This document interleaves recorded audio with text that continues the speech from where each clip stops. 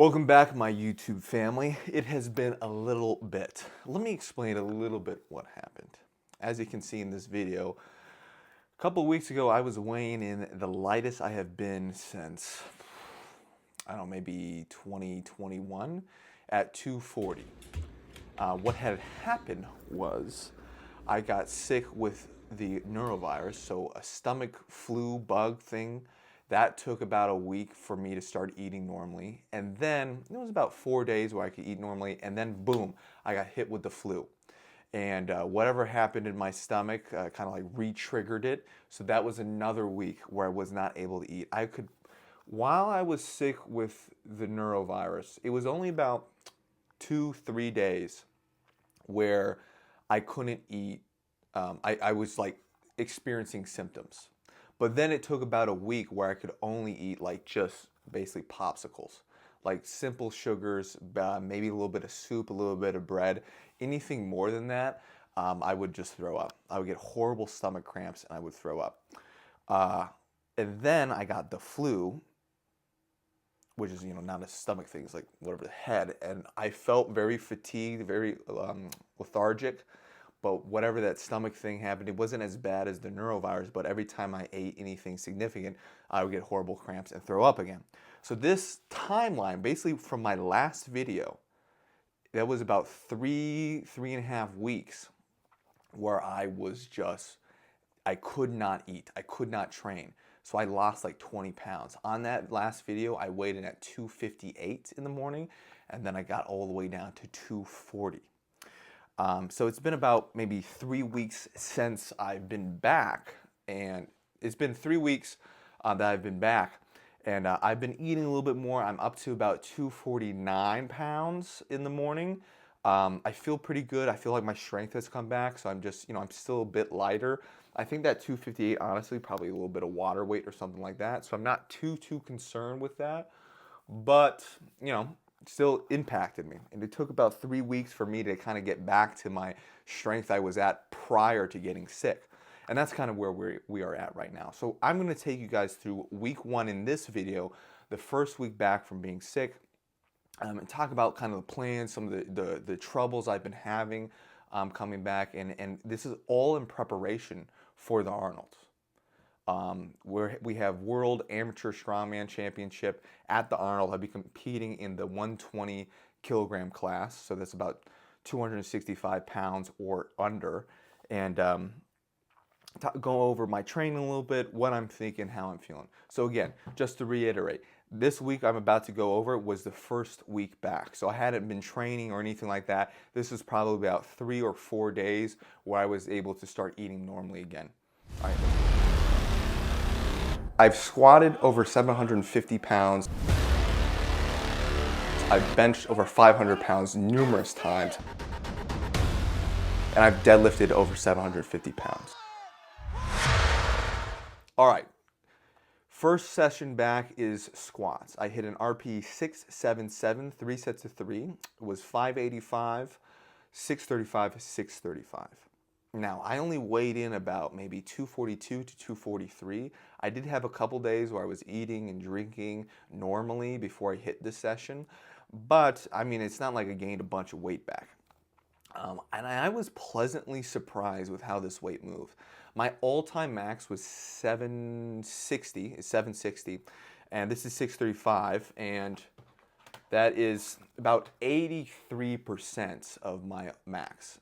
And when I hit that max, I was peaking for a powerlifting competition. So this is all-time, max, and I hadn't peaked for a powerlifting competition in a while. So I'm very pleasantly surprised with how this weight moved, especially coming back from being 3 weeks sick and still a lot of pounds down.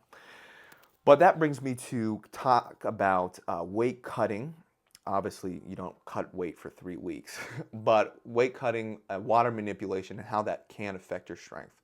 Typically, if you're cutting for a competition like I have in the past, your leg strength is not going to be as affected as your upper body strength. So in the past, when I've had to cut for a meet, you cut down, and then you eat and drink, and then you gain your weight back.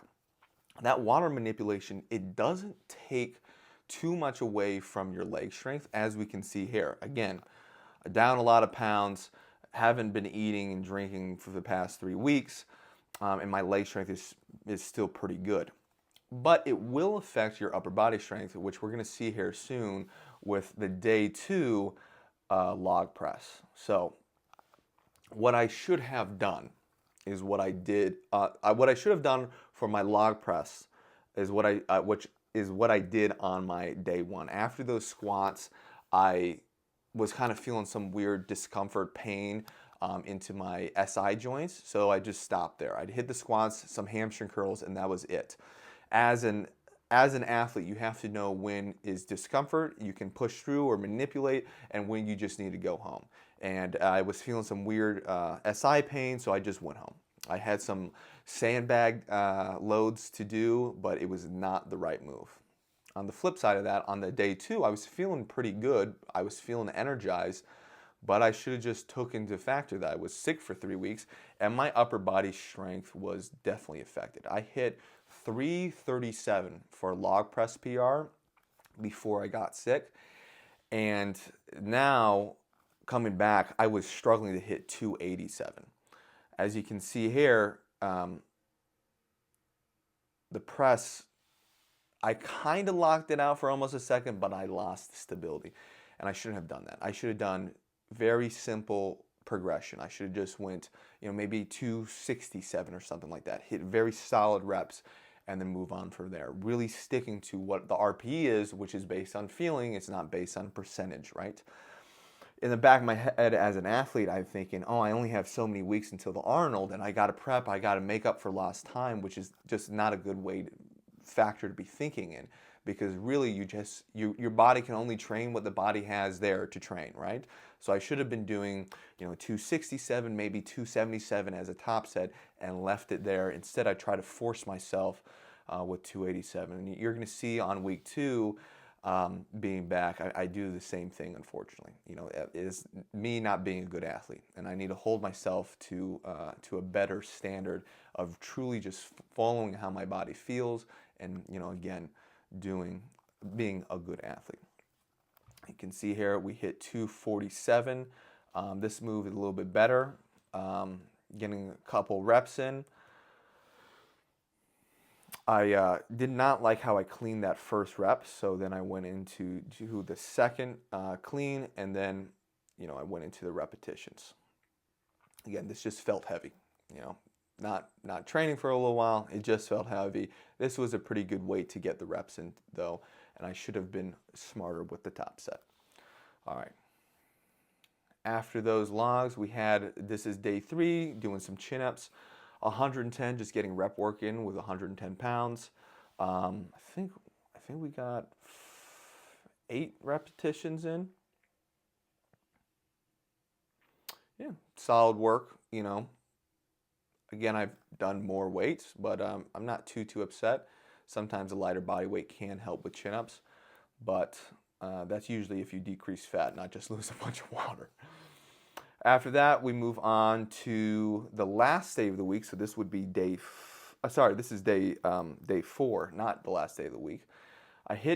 I was feeling pretty good. Again, lower body strength is kind of coming back. I've been gaining more weight. I'm probably about 247 at this point, and I hit Zercher's 545 for 3 repetitions.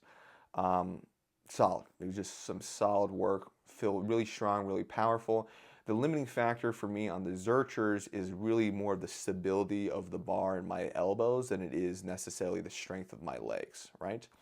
I think I hit 2 sets there that day, and then I moved on to the main movement, which is going to be my competition standard Kabuki trap bar deadlift. Now, in competition, we're going to be using this exact bar, the high handles.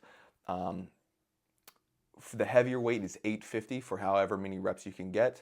I worked up to an RP 9 set at 876. I was very, very pleasantly surprised. This is the most I've pulled with this weight on this bar ever, and that was pretty easy too. So I knew at this point my strength was kind of coming back. Everything was starting to click a little bit more, and I was feeling much better. After that, we went down to 650 pounds. I think I got like 12 reps. Here I am bouncing the bar. You're not allowed to do that in competition. I looked at the rules later to realize that. But overall, feeling strong on these deadlifts, really. I think it really favors my, just kind of how I lift, right? I have a pretty good conventional deadlift from powerlifting. I have a good squat, and the trap bar, the high handle trap bar, I can get myself into almost a squat-like position when I'm lifting. And then we're going to finish up the week. This is day 5. This is just incline log press. This is with 265. I got 5 repetitions here. I try to make the incline as much as I possibly can. This is probably still more incline than I do if I'm standing, but I just need to work on that shoulder strength. We need to work on that upper chest strength when I'm pressing. Just a weak point of mine is the overhead press. My overhead press is not nearly as good up to par as my bench press, so that's just something I need to be focusing on in the future. All right. We got a little advertisement after this video. Hope you guys enjoy, but like, subscribe, leave a comment if you guys have been sick. What have you done after being sick, training-wise? What have you figured out worked for you guys? And let me know too if you guys got any questions. All right, today's sponsor. I'm sure you guys have all heard of BetterHelp. Well, today's sponsor is even better.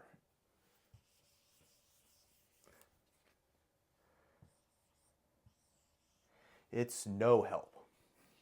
As in, no one's going to help you achieve the goals you want to achieve.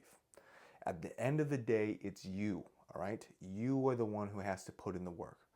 Hire yourself a coach, get yourself a mentor, read books, expand your knowledge, but at the end of the day, you are the one who's determining your future, all right?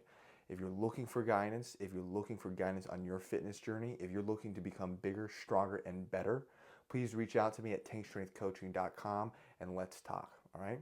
Like, subscribe, comment, share, and come on. Reach out to me, tankstrengthcoaching.com, or see me on Instagram at tankstrength.